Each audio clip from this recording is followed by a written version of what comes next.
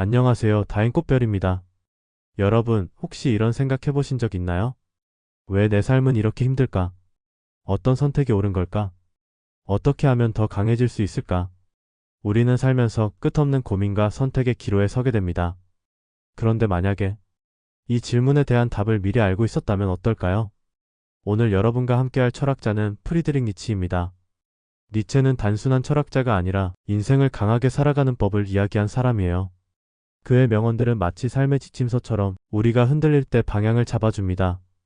오늘은 니체의 강렬한 10가지 명언을 통해 더 단단한 삶을 살아가는 방법을 함께 이야기해볼까 합니다. 끝까지 함께 하신다면 이 영상이 끝날 때쯤 여러분이 삶을 바라보는 시선은 조금씩 달라질 겁니다. 변화하는 여러분의 한 걸음 시작합니다. 1. 신은 죽었다. 이 말 한 번쯤 들어보셨죠? 그런데 단순히 종교를 부정하는 말이 아니에요. 니체는 사람들이 더 이상 신의 가르침을 절대적인 기준으로 삼지 않는 시대가 왔다고 말한 거예요. 결국 이제는 우리가 스스로 삶의 의미와 가치를 찾아야 한다는 거죠. 무언가를 맹목적으로 따르기보다 나만의 기준을 세우는 것 참 중요하겠죠? 너를 죽이지 않는 것은 너를 더욱 강하게 만든다. 이 말은 정말 유명하죠. 살다 보면 누구나 힘든 순간이 찾아와요. 하지만 그 고난을 견뎌낸다면 우리는 더 강해질 수 있어요. 운동을 할 때도 근육이 찢어져야 더 단단해지듯이 우리의 정신도 어려움을 겪어야 더 강해질 수 있다는 거죠. 3. 괴물이 되지 않으려면 괴물을 너무 오래 들여다보지 마라. 이 말은 뭘 의미할까요? 쉽게 말해 나쁜 것을 너무 깊이 들여다보면 나 자신도 변할 수 있다는 뜻이에요. 예를 들어 누군가에게 복수하려다 보면 나도 똑같이 잔인해질 수도 있죠. 그래서 우리는 어떤 상황에서도 자신을 잃지 않는 것이 중요합니다. 4. 춤추는 별을 낳으려면 스스로 혼돈을 품어야 한다. 이 말은 뭔가 멋있죠? 우리가 위대한 일을 하려면 불확실함과 혼란을 받아들여야 한다는 거예요. 새로운 도전을 할 때 불안한 기분이 드는 건 자연스러운 일이에요. 하지만 그 과정이 있어야 성장할 수 있다는 거죠. 5. 사람은 목적이 없으면 나침반 없이 항해하는 배와 같다. 우리에게 목표가 없다면 어디로 가야 할지도 모르고 그냥 떠밀려 다닐 수밖에 없어요. 여러분은 지금 어떤 목표를 가지고 계신가요? 작은 목표라도 좋아요. 방향을 정하고 걸어가 보세요. 6. 자신을 사랑하는 법을 배우라. 남을 사랑하기 전에 나 자신을 먼저 사랑할 줄 알아야 해요. 스스로를 존중하지 않으면 다른 사람의 시선에 쉽게 흔들리게 되거든요. 그러니까 먼저 나 자신을 아껴주는 것부터 시작해봐요. 7.